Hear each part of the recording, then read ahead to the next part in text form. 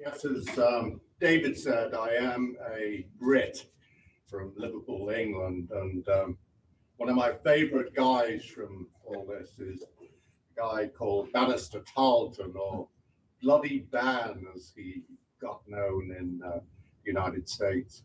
I've been a citizen of these great United States since 1995. I was sworn in at the Capitol Center by Clinton's Attorney General, Janet Reno, which I consider a great name for an Attorney General.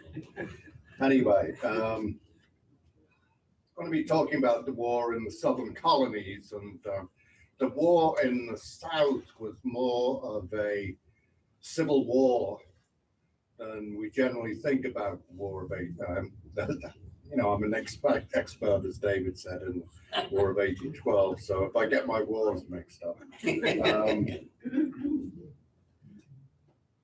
Because the Patriots won the conflict, we tend to think that most Americans favored being independent, but that's not so. And in fact, a lot of the loyalist troops that fought in the southern colonies were from the north, up here. So there was a lot of Tories up here. I know of, for instance, on the eastern shore, the Delmarva Peninsula, a lot of people were loyalists. Similarly in southern Maryland. Now, I lived for 50 years in Baltimore, so that's one of the reasons that I got interested in the Battle of Cowpens, because Lieutenant Colonel John Eager Howard from Baltimore, later on becoming governor of Maryland, was one of the heroes at the Battle of Cowpens, and we'll get into that. That was really perhaps the pivotal battle before the Battle of Guilford Courthouse and the Battle of Yorktown, which of course was the concluding battle that led to the British surrender. I wanted to recommend a couple of books. One of them is The Road to Guilford Courthouse by John Buchanan. He was one of the leading historians, or is one of the leading historians of the American Revolution. The other one is a book called A Devil of a Whipping. If I could have that red bag. Thank you.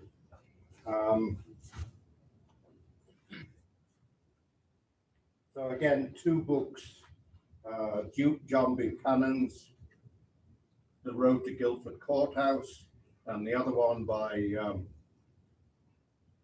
Lawrence E. Babbitt's A Devil of a Whipping, The Battle of Cowpens.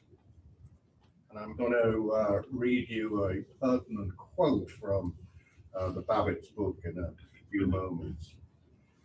This is Delaware troops at the Battle of Long Island, August 27th, 1776. The war in the North was not going as the British expected, although there was a lot of loyalist sentiment. They were having a devil of a time trying to get George Washington. George Washington won a number of battles, of course, lost some, including the Battle of Brandywine, which was the battle that decided really the fact that the British would be able to capture Philadelphia. This is another aspect of the Battle of Long Island, specifically in present-day Brooklyn, the Gowanus Swamp, and the Maryland 400, the Maryland line, saved Washington by defending Washington's rear. And to this day, Maryland is known as the Old Line State for that heroism of the Maryland 400 in doing that. And this is a painting, I believe, by Alonzo Chappelle of the battle at Gowanus Swamp. So this is General George Washington and the Continental Army. victorious after the Battle of Princeton, after capturing the British garrison January 3rd, 1777. The Americans had help from a number of emigres, one of them being the Marquis de Lafayette. And he would live till 1834, as noticed here. And he visited the United States in 1824 to 1825 and did a grand tour of the United States. Here he is in this painting by Edward Percy Moran, circa 1909, Lafayette's baptism of fire. He was badly wounded at the Battle of Brandywine. And this is a statue of Lafayette in Mount Vernon Square of Baltimore, just by the Washington Monument, which incidentally is the first major monument to our first president.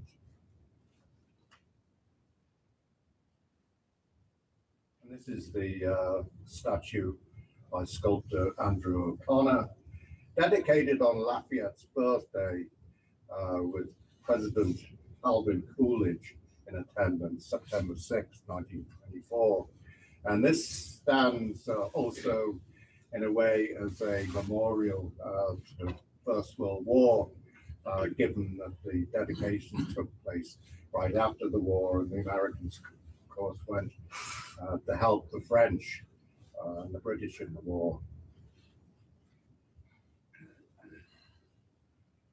This gives a overview of the fighting in the South. Most of it was in the Carolinas, except for Yorktown by Williamsburg. We have to mention this guy, another emigre, Count Casimir Pulaski, and he fought in the Carolinas and specifically was mortally wounded at the Battle of Savannah, Georgia, October 9th, 1779. There's a monument to him in Baltimore in Patterson Park, and as you may know, Route 40 is partly named the Pulaski Highway in honor of Count Pulaski. Now, there's actually a mistake on this map. It shows the Battle of Utah Springs. I'll point it out. Right here. It says September the 8th, 1780. That's not possible. It's 1781. And I know that because John Eager Howard, who, as I said, was the John Eager Howard, who was the hero of Cowpens, was seriously wounded at Utah Springs, which happened September of 1781, not September 1780 as shown on the map. So we're going to be talking about the Battle of Camden, and then going on from there to Kings Mountain and Cowpens. This is John Eager Howard, who I mentioned was later on governor of Maryland. This painting by Charles Wilson Peel. He was also senator for Maryland for a while. And this is a statue of him also in Mount Vernon Place, to the north of the Washington Monument. And there's a representation of the silver medal that he was awarded for Cowpens on the back of the base of the statue. And this is my guy, Lieutenant Colonel Bannister Tarleton, in the green dragoon outfit that he wore. Dragoons were cavalrymen that also were able to dismount and fight with a musket. And this is one of the so-called British Legion. They were actually American Tories who fought, and who, as I say, were recruited up here in the north and fought with Bannister Tarleton at Cowpens and other battles in the south. And this is a painting by Don Triani, who was quite a well-known military artist. And I used a picture that he did of Battle of North Point outside of Baltimore, and it's on the cover of my book. I have a copy of it at the back of the room. And this is the Battle of the Waxhaws, May 29th, 1780. And this is called also Buford's Massacre.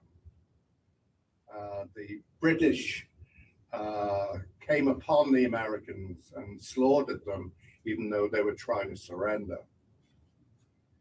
As you can see, this is the historical marker at the Waxhaws. Colonel Buford's 11th Virginia Regiment, a detachment of Washington's cavalry, retreating after the fall of Charlestown, were attacked by Colonel Tarleton, May 29th, 1780. The American loss was 113 killed, 150 wounded, 53 made prisoners. The British 5 killed, 14 wounded. In that grave lie many of Colonel Buford's men. And this is much like the Battle of Paoli, just up the road from here. But it was really more of a massacre than a battle.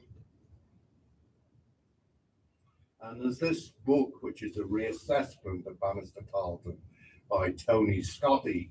Now, he himself is a reenactor who reenacts those Green Dragoons, and he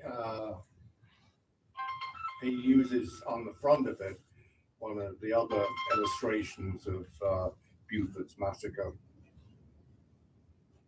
So whether you can take the word of a reenactor who happens to be a guy who portrays Green Dragoons is up to you to decide, but there's another interesting book.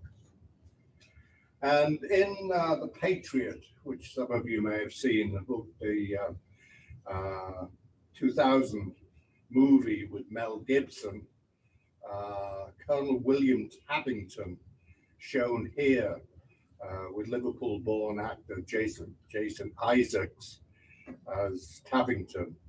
That was based on the Green Dragoons, and specifically Tarleton.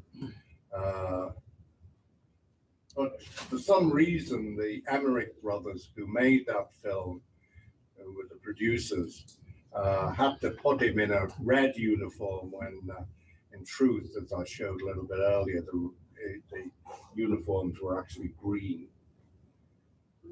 And this is a picture of Tarleton. And having seen this, I kind of got the idea that he was a little twerp rather than a grand-looking man that you saw in the painting here.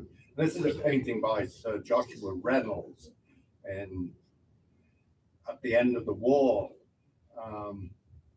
Tarleton was a friend of the Prince Regent, as he would become later on George IV, and so he was probably able to get a well-known artist such as Sir Joshua Reynolds to do the painting because the Prince knew the artist. The other thing to be said about it is that you'll notice the stance that he has with his hands partly hidden. And the reason for that is that he lost 2 fingers in the Battle of Guildford Courthouse. And later on, he would sit for Parliament or run for Parliament. And when he was on the, when he was campaigning, he would put his hand up to the fishwives of Liverpool and show the mutilated hand. Although here it's not quite as obvious that he had a deformity because of the lost fingers.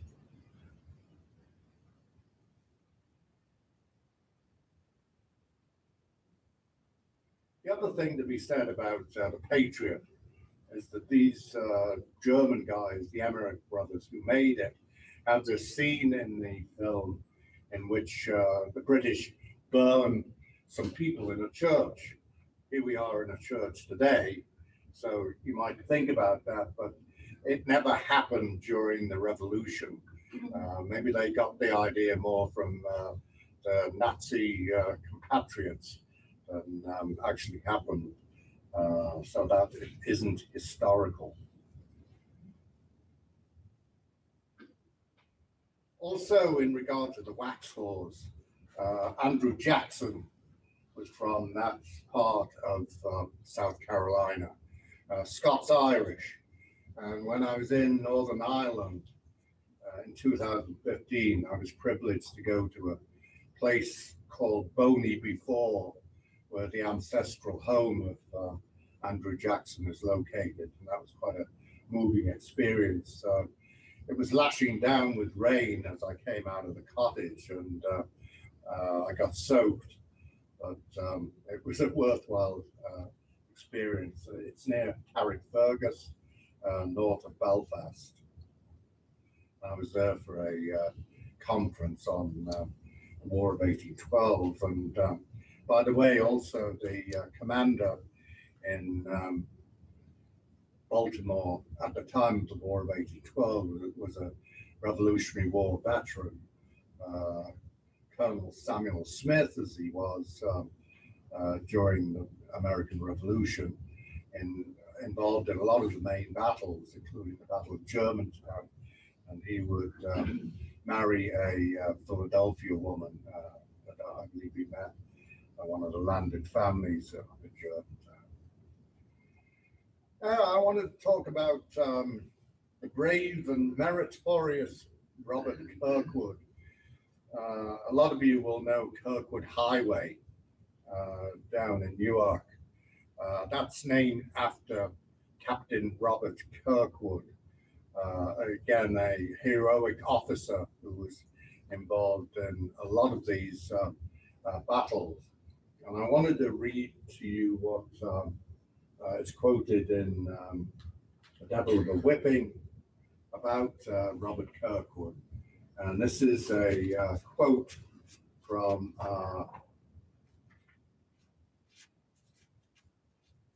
Light Horse Harry Lee, who we'll be mentioning in a little while, Virginia cavalryman.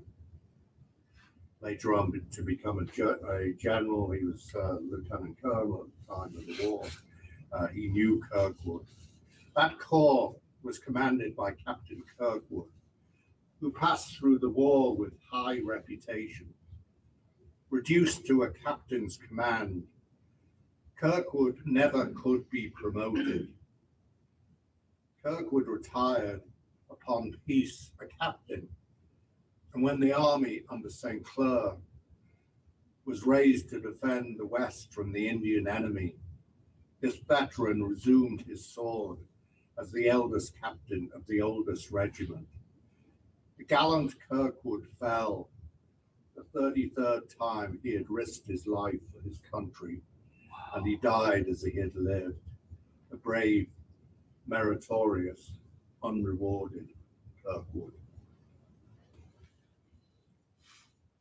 And this is actually a generic picture of an officer in the Continental Army rather than being an actual image of Kirkwood. I'm not aware that there is an image of Kirkwood in existence. General Horatio Gates, hero of Saratoga, but what happened in the South was a little bit different. He's seen wearing here the gold medal that he was awarded by Congress for his part in the Battle of Saratoga, October 17th, 1777. This was Gates's defeat. The Americans, specifically the militia, started to run, and Gates himself left the battlefield. And it was days afterwards, supposedly to help rally the troops in Hillsborough and elsewhere. He failed to do so, and afterwards his uh, enemies blackened his reputation, and that was the end of Gates at the Battle of Camden, 16th of August, 1780. Gates's disgrace is represented on this wayside on the battlefield. When the militia fled before the initial British charge, Gates tried to rally them. However, the throng of panicked militiamen swept him up in their northward flight. Far removed from the battlefield, Gates assumed that his army had been defeated, and he decided to go to Charlotte to regroup. Finding neither troops nor supplies there, Gates rode on to Hillsborough, North Carolina, to seek help from North Carolina's state legislature. Although the Continental Congress initially backed Gates, his political enemies exploited his three-day journey from the battlefield as an act of cowardice. He was removed from command, and his reputation never recovered. And then there's this quote from Alexander Hamilton: famous because of a certain musical, was there ever an instance of a general running away as Gates has done? Johann von Robey, Baron de Kalb. Actually, he was a fake nobleman. He was born Johann Kalb, and he added the D himself and brought it over with him to the United States. He was mortally wounded at the Battle of Camden, August 16, 1780. He died 3 days later. But he was apparently, for all the fake background, he was apparently a very brave man. And this is a painting by Alonzo Chappelle. Baron de Kalb receives his mortal wounds at Camden. And there's a monument to him at Camden, rather a grand monument. I'm going to be talking a bit about Major Patrick Ferguson. He was a Tory who fought the Americans in the Carolinas, but his end would come at the Battle of Kings Mountain. And this is another painting. Major Patrick Ferguson falls shot at the Battle of Kings Mountain, October the 7th, 1780. General Nathaniel Greene, as was mentioned in one of the emails, he was a Quaker from Rhode Island, and although a very competent officer and second only to George Washington, who regarded him as his possible successor should he be mortally wounded, Greene would have taken over the American war effort. But he wasn't a showy character, a very brave officer. He was sent down to the Carolinas after Gates's disgrace, and decided to separate the American forces and sent a body of troops with General Daniel Morgan out into the backcountry where the Battle of Cowpens was fought. Also there was Colonel William Washington, a distant cousin of George Washington. And this shows the situation at the start of the Battle of Cowpens. The British are coming up from the south, up the road, and the American militia under Captain Pickens of Georgia fell back, and then the British fell into the trap of coming up against the Maryland and Delaware troops, Virginia troops at the top of the hill. Although I have to mention, having been on the Battle of Cowpens, I found it pretty flat. They talk about a hill, but I really didn't see it.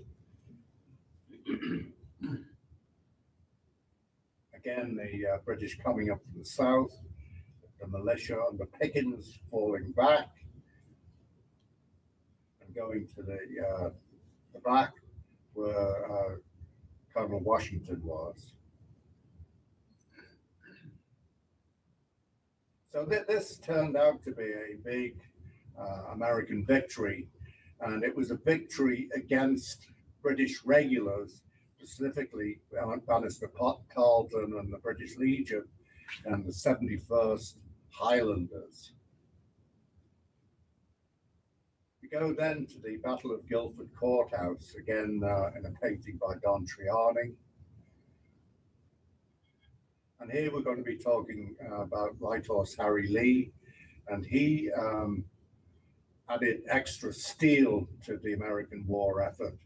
Of course, he'd had a lot of success at the Battle of Stony Point up in New York and various other battles, and he was one of the most successful of American commanders.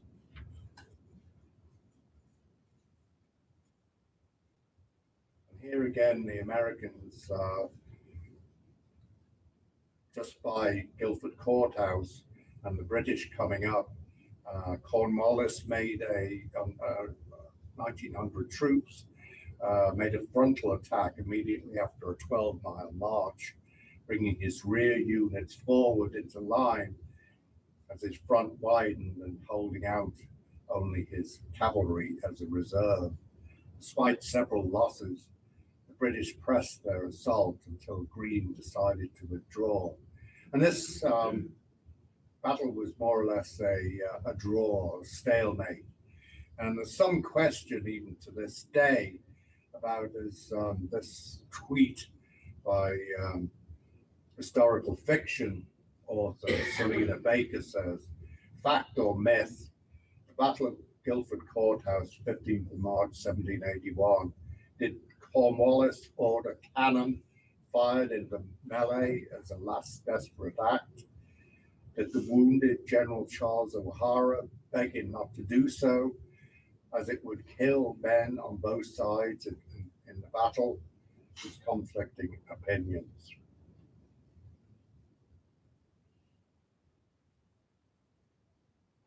So again, you see the Battle of Guildford Courthouse at the top of North Carolina.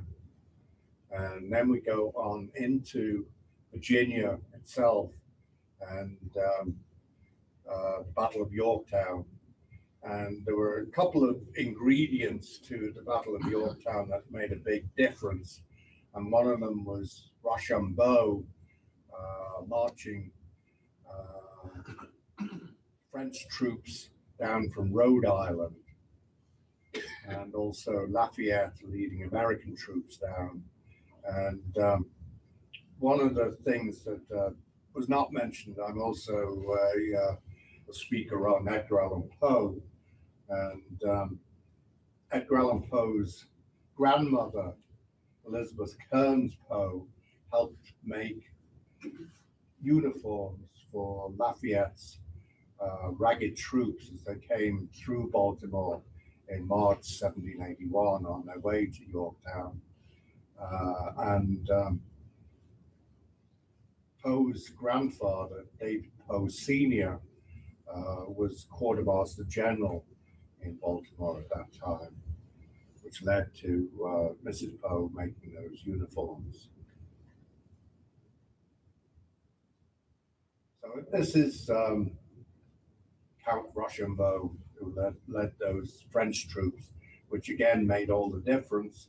It should also be mentioned that Admiral de Grasse, as you can see in the blue arrow on the right side of this map, brought a French fleet which beat the British fleet, Graves and Hood, which of course made the difference because then the British were really surrounded by the American and French troops, as well as cut off by the French Navy. So the French really did turn the tide in the American Revolution and helped the Americans get their independence.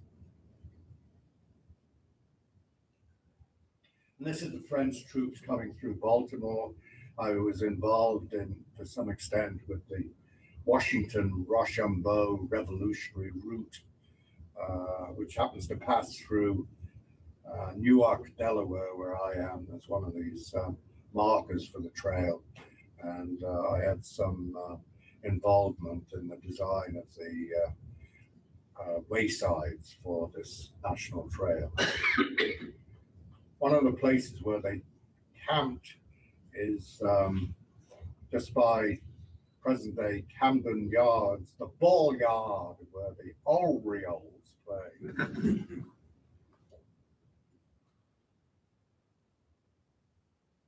This shows the Americans and French encircling the British. The British really had no option but to surrender, which is exactly what they did. The 19th of October, 1781. And this shows General Rochambeau and Washington at Yorktown. Rochambeau on the left, standing right next to George Washington. Continental troops capture British guns at Yorktown. And this shows the surrender of the British under Lord Cornwallis to General Washington. And our poor man, Bannister Tarleton, was not involved in this at all. I think the British realized that the intrepid Green Dragoon had become a bit of an embarrassment, so he was kept out of the way for the actual surrender. So that's the talk. Questions? Yes, sir. You mentioned that Captain Kirkwood could not be promoted. I didn't understand why not. Actually, I'm not sure. I don't know whether it was something that the Delaware legislature decreed or something like that, but apparently, as reflected in Lee's memoirs, it wasn't possible. So, yes, sir. Excuse me. At Cowpens, weren't there a series of bunkers? You said it was flat, but during that war, was there any series of bunkers? No, they were on the landscape as it was. They hadn't dug any bunkers or anything like that.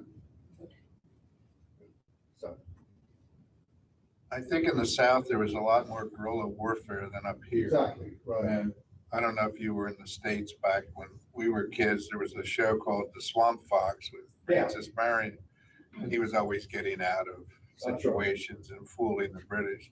What was his real role in all of this? Well, he was a general, Francis Marion, nicknamed the Swamp Fox, and he eluded the British under Tarleton and other commanders time and time again, and mainly operated in the south of South Carolina, around Charleston. So I spoke at, we had a couple of symposiums, one dedicated to Francis Marion down in South Carolina. I spoke there, and also at a Bannister Tarleton symposium down there too. Yes, sir. The book Road to Guilford Courthouse really describes how fierce and hard the two sides were, and no quarter given, and some pretty atrocious things. And the folks that they called the over the mountain people were really terrorists. So it was really the worst kind of guerrilla warfare. Yeah, I think that there's no doubt that the nature of the fighting down there is quite different to up here in the north, where it was kind of more gentlemanly. Yeah. Yes, ma'am. Were the southern colonies in favor of British rule? I'm not saying that, but there were large bodies of loyalists down there. And that Why was that? just simply immigration. I mean, as I say, the Scots-Irish, much like Andrew Jackson people and others, a lot of them favored staying loyal to the crown.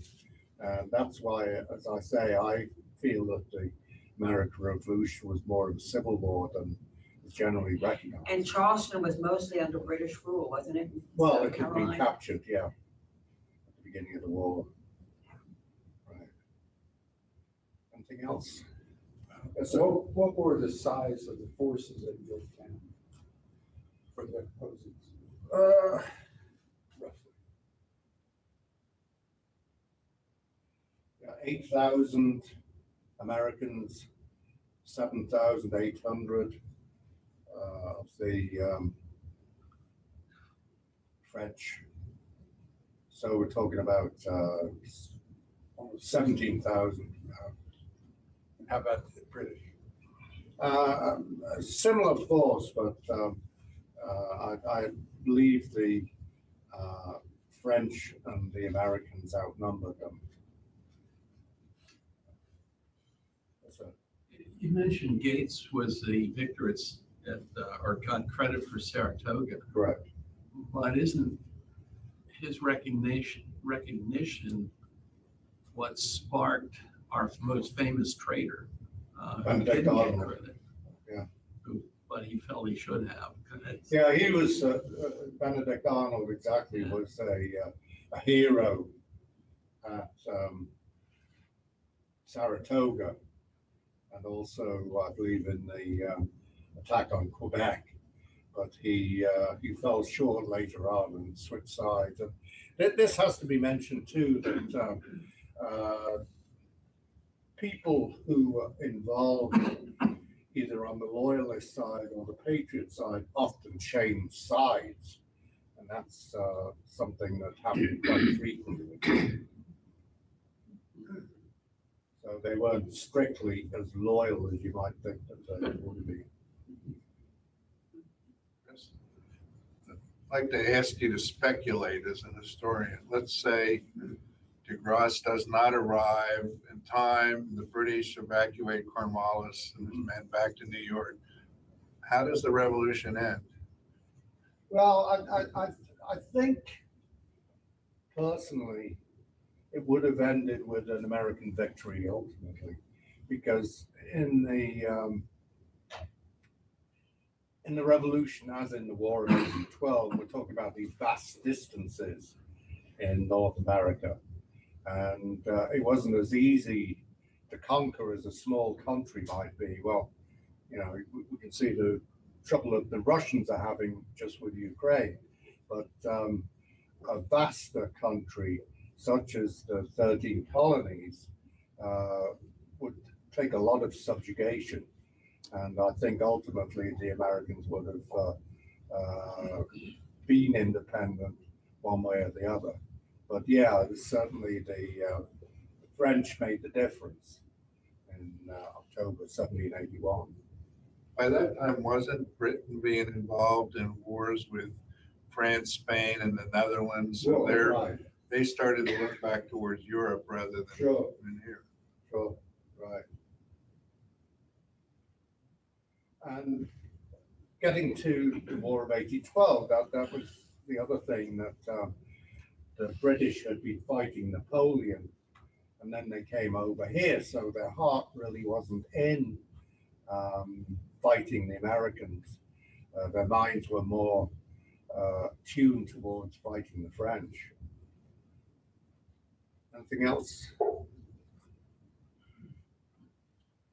One last question. Ferguson, he invented a sharpshooter's rifle, and we're Correct. told 2 or 3 miles from here, he drew a bead on who he assumed to be General Washington. And because he was such a gallant looking man on his horse, he didn't fire. Okay. Do you think that's he really had a beat on Washington, or did Ferguson embellish the story? Well, it's a little bit like the story with Andrew Jackson at Waxhaw, that he was told to shine the boots of a British officer and refused to do so, and was struck by the officer.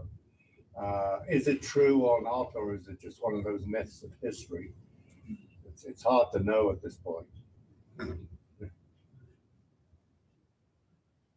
you had shot him, history might have been a lot different. Well, that's right.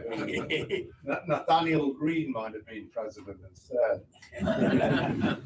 Or Alexander Hamilton. Right. Okay, thank you. Any other? Oh, I just had one question. Living around here, we see, we live with Brandywine Battle, Yes. and it just amazes me that Howe took his troops, walked them up out of Kennet at 4 a.m. in the morning, Yeah. through Marshallton, Mhm. and then back down in this grandiose flanking attempt that ultimately failed in 99-degree heat. Mhm. Right. And what about that is smart? I mean, you end up lining your men up, but they're about ready to fall over anyway without bullets. Well, similarly, the Battle of North Point and the Battle of Bladensburg were fought in 100 degrees heat.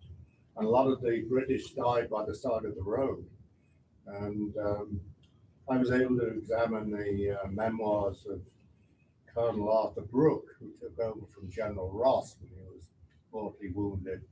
And he said getting the men under the shade of the trees as they disembarked, a lot of them fell over because of heat stroke and because of that heat. And they all had woolen uniforms, they had their musket, they had ammunition and everything. So, they were really laden down and not in the best summer clothes, you might say. Weren't they, I mean, if you think about Britain, it's much further north, surrounded by water, so it's a little bit cooler.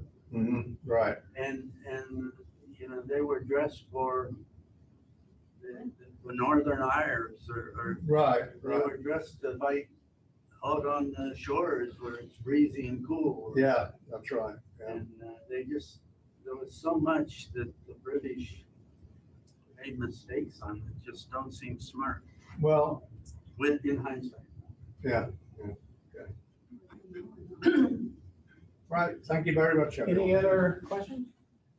Christopher, thank you very much for an enlightening talk. Did you have some books that? Yeah, I've got some books back there. There's some books that someone would like to enlighten themselves with some reading. So see Christopher when he's back there. Thank you.